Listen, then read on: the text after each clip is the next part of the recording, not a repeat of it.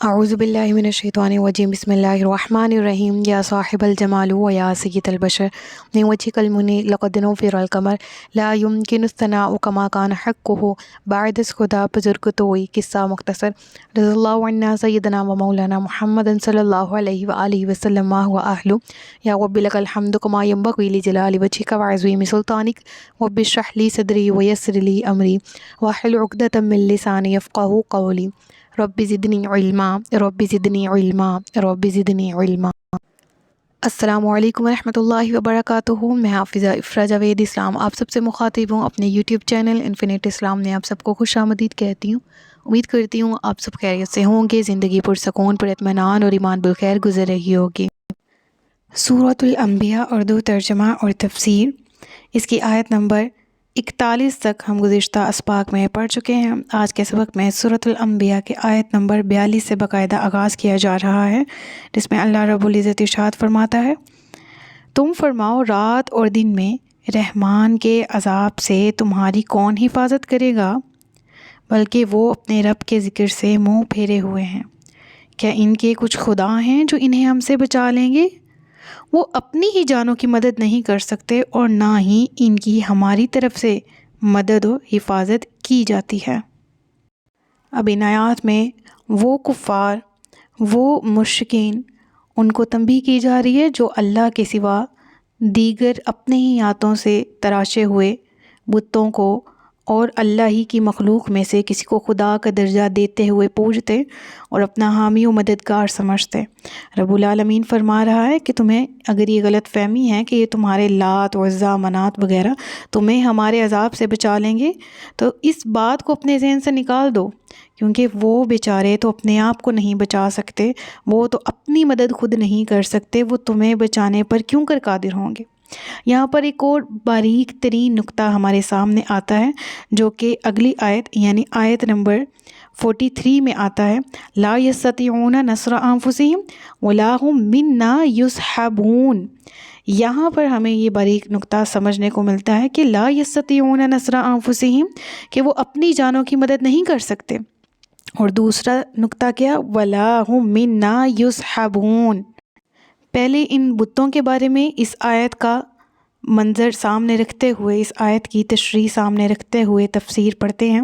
کہ ان بتوں کے بارے میں رب العالمین فرما رہے ہیں ان کے بے بس اور کمزور ہونے کے باوجود ان کی امداد کی، یہ آپ کی مدد ایک صورت میں کر سکتے تھے کہ اگر ان کو ہماری مدد، ہماری نصرت، ہماری تائید ان کے شامل حال ہوتی،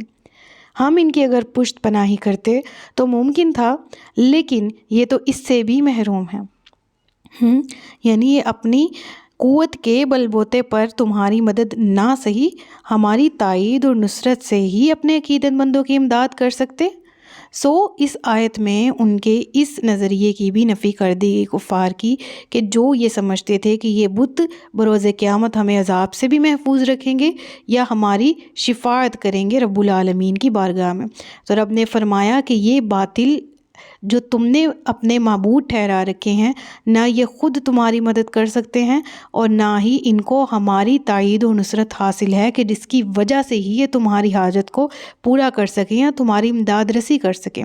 اس کے عقیدے کی بھی یہاں پر نفی کر دی گئی اور بتا دیا گیا کہ انہیں ہماری تائید و نصرت بھی قطعاً حاصل نہ ہوں گی۔ اب وہ بیچارے کسی کی خاک دستگیری کریں گے، خواہ ان کو نہ وہ خود کسی قابل اور نہ ہی رب العالمین کی ذات کی رحمت ان کے لیے شامل حال ہے۔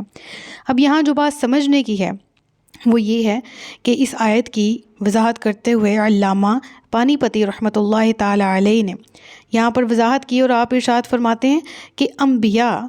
ملائکہ اور اولیاء کرام جو گناہ گار مومنوں کی شفاعت کریں گے، انہیں تو تائید الہی اور نصرت ربانی حاصل ہوگی، لیکن کفار کے جھوٹے خدا اس سے بھی محروم ہوں گے۔ مراد یہاں پر کیا ہے ان کے کہنے کی، کہ وہ اولیاء، وہ شہداء، وہ صالحین، وہ علماء، وہ انبیاء کرام علیہم الرضوان، جو کہ بروز قیامت رب العالمین نے آیت الکرسی میں ہم نے پڑھا نا، من ذا الذی یشفع عندہ الا باذنہ، تو جس کو اللہ رب العالمین اذن دے گا شفاعت کرنے کے قابل، شفاعت کرے گا ہی وہ۔ تو جس طرح نبی پاک صلی اللہ علیہ وآلہ وسلم کی ذات ہے، انبیاء کرام ہیں، اولیاء ہیں، ملائکہ ہیں، تو یہ وہ ہستیاں ہیں کہ جن کی شفاعت رب العالمین قبول فرمائے گا گناہگار امت کے حق میں۔ لہٰذا یہ جو باطل معبودان ہیں یہ کسی بھی طرح اس لائق نہیں ہے کہ یہ نہ تو خود اپنی مدد کر سکتے ہیں، کیونکہ ان کے بارے میں بھی پڑھ رکھا ہم نے سورۃ البقرہ میں کہ اس آگ سے ڈرو کہ جس کا ایندھن جہنم کی جو آگ ہے اس کا ایندھن کون بنیں گے؟ کفار اور بت۔ تو جو انکار کرنے والے ہیں ان کے ساتھ ساتھ جس کی بیس پہ جس کو معبود مانتے ہوئے وہ اللہ کو چھوڑیں گے ان کو بھی ان کے ساتھ جہنم کی آگ کا ایندھن بنایا جائے گا۔ اب یہاں پر ایک اور مزید بات سامنے آتی ہے، وہ یہ کہ رب العالمین فرما رہا ہے کہ یہ جو باطل معبودان ہیں نہ یہ تمہاری مدد کر سکتے ہیں اور نہ ان کو میری مدد حاصل ہے۔ اور شرک اسی کو کہتے ہیں کہ ہم اللہ کے سوا کسی اور کو اللہ کا الہ ہونے کا، معبود ہونے کا درجہ دیں، حقیقی مشکل کشا یا حقیقی حاجت روا اس کو مانیں، یا حقیقی طور پر ساری طاقتیں قوتیں اس کے لیے تسلیم کریں۔ ایسا نہیں ہے، یہ خالصتاً شرک ہے اور یہ رب العالمین کے ساتھ برابری ٹھہرانے کے مترادف ہے اور یہ دائرہ اسلام سے خارج کر دیتا ہے۔ ہاں، جو مسلمان ہیں وہ حقیقی مشرکین کیوں نہیں ہوتے؟ کیونکہ ان کا عقیدہ یہی ہے کہ لا الہ الا اللہ وحدہ لا شریک لہ، اللہ تبارک و تعالی ایک الہ ہے، معبود ہے، اس کے سوا کوئی دوسرا معبود نہیں ہے۔ اب اگر وہ کسی کو رب العالمین کی بارگاہ میں وسیلہ بنا رہے ہیں، وَابْتَغُوا إِلَيْهِ الْوَسِيلَةَ، قرآن میں ہی آیت آتی ہے، تو وہ اس کی مخلوق میں سے اس کے نیک بندوں کو اس کی بارگاہ میں وسیلہ بناتے ہوئے دعا کے لیے عرض کرتے ہیں، جس طرح کہ ہمیں نبی پاک صلی اللہ علیہ وآلہ وسلم کی ذات سے محبت ہے، ان کی ذات کو وسیلہ ٹھہراتے ہوئے رب العالمین کی بارگاہ میں دعا کرنا اور حقیقی مدد طلب جو ہم کرتے ہیں وہ اللہ ہی کی طرف سے آتی ہے۔ ہاں، پھر رب العالمین اس کو مختلف اشکال میں ہم تک پہنچاتا ہے، مشکل ذریعوں سے ہم تک پہنچاتا ہے۔ گو کہ ہم نے سورۃ الکہف میں جب علوم کے بارے میں پڑھا تھا تو حقیقی علم اللہ کا جو اس نے مخلوق میں بانٹا وہ کیا ہے کہ رب العالمین کی طرف سے عطائی علم ہے۔ گو کہ اللہ خالق اور اس کے سوا باقی تمام کائنات اور اس میں موجودات جو بھی ہیں یہ تمام مخلوق ہیں، اور اللہ کا علم ذاتی اللہ کی عطا سے جس کو علم دیا جائے وہ عطائی علم کہلاتا ہے، جو کہ کسی بھی طرح علیہ باللہ رب العالمین کے برابر کا نہیں ہے۔ لہٰذا ہم بحیثیت مومنین یہ عقیدہ رکھتے ہیں کہ ہم مانتے ہیں اللہ تبارک و تعالیٰ کی ذات کو وحدہ لا شریک، معبود برحق، اور پھر ہمارا یہ عقیدہ بھی بولتا ہے کہ بعد از خدا بزرگ توئی، قصہ مختصر، کہ اللہ تبارک و تعالی خالق ہے اور اس کے بعد مخلوق میں سب سے افضل ترین ہستی جو ہے وہ رسول پاک صلی اللہ علیہ وآلہ وسلم کی ذات گرامی ہے۔ پھر اس کے بعد ہم اگلی آیت پڑھتے ہیں، بلکہ ہم نے انہیں اور ان کے باپ دادا کو فائدہ اٹھانے دیا یہاں تک کہ زندگی ان پر دراز ہو گئی، تو کیا وہ یہ نہیں دیکھتے کہ ہم زمین کو اس کے کناروں سے گھٹاتے آ رہے ہیں، تو کیا یہ غالب ہوں گے؟ تم فرماؤ میں تو صرف وحی کے ذریعے ڈراتا ہوں اور بہرے پکار کو نہیں سنتے جب انہیں ڈرایا جائے۔ اب اس آیت سے یہ سمجھنے کو ملتا ہے کہ دنیا کا آسان ہو جانا، دنیا کی ہر چیز قدموں میں آ جانا، دولت آ جانا، شہرت آ جانا، یہ اس چیز کی نشانی نہیں ہے کہ بندہ مقرب بارگاہ الہی بھی ہے۔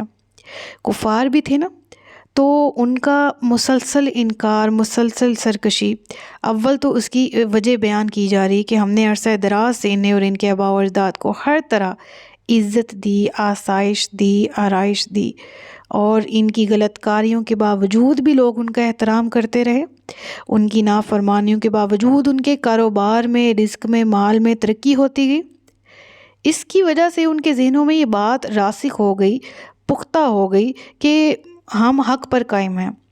اگر ہم حق پر قائم نہ ہوتے تو ہمیں یہ چیزیں کیوں کر ملتی۔ رب نے فرمایا یہ کبھی پیمانہ ہے ہی نہیں کہ کسی کو حق پر ہے یا نہیں جانچنے کے لیے پرکھا جائے پیمانے کے ذریعے۔ یعنی گویا معلوم یہ ہوا کہ ان کے ذہنوں میں یہ بات راسخ ہو چکی تھی کہ وہ حق پر قائم ہیں، اس لیے وہ کسی داعی حق کی کوئی بات سمجھنے کے لیے تیار ہی نہیں ہے۔ اور پھر انہیں بتایا جا رہا ہے اگلی آیات میں کہ مہلت کا عرصہ ختم ہی ہونے والا ہے، اور تم دیکھ نہیں رہے کہ تمہارے ارد گرد رفتہ رفتہ ہلکا تنگ کرتے جا رہے ہیں، اور ارد گرد کے علاقوں پر مسلمانوں کا قبضہ ہوتا جا رہا ہے۔ وہ کیسر و کسرا، وہ روم کی سلطنت، وہ ایران، وہ عظیم ترین سلطنتیں گو کس طرح مسلمانوں نے اپنے قدموں کے نیچے لا کے ان کو سر کیا۔ کس طرح سے عمر فاروق کے دور میں جنگ قادسیہ سمیت اس طرح کی دیگر اتنی جنگیں ہوئیں، غلبت الروم، وہ آیات سچ ثابت ہوئیں۔ تو معلوم یہ ہوا کہ ان آیات میں ان کو تنبیہ کی جا رہی کہ بہتر ہے کہ تمہاری زندگی کا ہر گزرتا دن، ہر گزرتا لمحہ تمہارے گرد حلقہ تنگ کیے ہوئے، تمہاری زندگی کو مختصر کیے ہوئے ہے، کم کیے جا رہا ہے، گھٹائے جا رہا ہے۔ بہتر یہی ہے کہ اب بھی آنکھیں کھولیں اور حق کو قبول کر لیں۔ پھر اس کے بعد یہاں ارشاد ہوتا ہے کہ اور اگر انہیں تمہارے رب کے عذاب کی ہوا چھو جائے تو ضرور کہیں گے ہائے ہماری خرابی، بے شک ہم ظالم تھے، اور ہم قیامت کے دن عدل کے ترازو رکھیں گے تو کسی جان پر کچھ ظلم نہ ہوگا، اور اگر کوئی چیز گھٹا رائی کے دانہ کے برابر بھی ہوگی تو ہم اسے لے آئیں گے، اور ہم حساب کرنے کے لیے کافی ہیں۔ اب یہاں پر اعمال کے تولنے کا ذکر، سزا و جزا والے دن کا ذکر کہ جس دن ہر جان کو اپنے عمل کے مطابق جزا یا سزا دی جائے گی۔ تو ایسے میں ایک حدیث میرے سامنے سے گزری، میں آپ کی خدمت میں آپ کے گوش گزار کرنا چاہوں گی کہ حضرت انس فرماتے ہیں کہ میں نے نبی کریم صلی اللہ علیہ وآلہ وسلم کی جناب میں گزارش کی کہ قیامت کے دن آپ میری شفاعت فرمائیں۔ رسول اللہ صلی اللہ علیہ وآلہ وسلم نے جواب دیا انا فاعل، میں شفاعت کروں گا۔ میں نے عرض کی یا رسول اللہ صلی اللہ علیہ وآلہ وسلم میں آپ کو کہاں تلاش کروں؟ تو آپ نے فرمایا پہلے پل صراط پر، یعنی جہاں سے میری امت گزر رہی ہوگی مجھے وہاں ڈھونڈنا، اگر وہاں ملاقات نہ ہوئی تو میزان کے پاس مجھے تلاش کرنا جہاں امت کے اعمال کا وزن ہو رہا ہوگا۔ تو حضرت انس فرماتے ہیں میں نے عرض کی اگر وہاں بھی شرف ملاقات نصیب نہ ہوا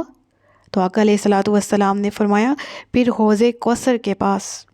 یعنی ان 3 مقامات میں سے کسی ایک پر میں ضرور ہوں گا۔ سبحان اللہ، یہ ترمذی شریف کی حدیث ہے،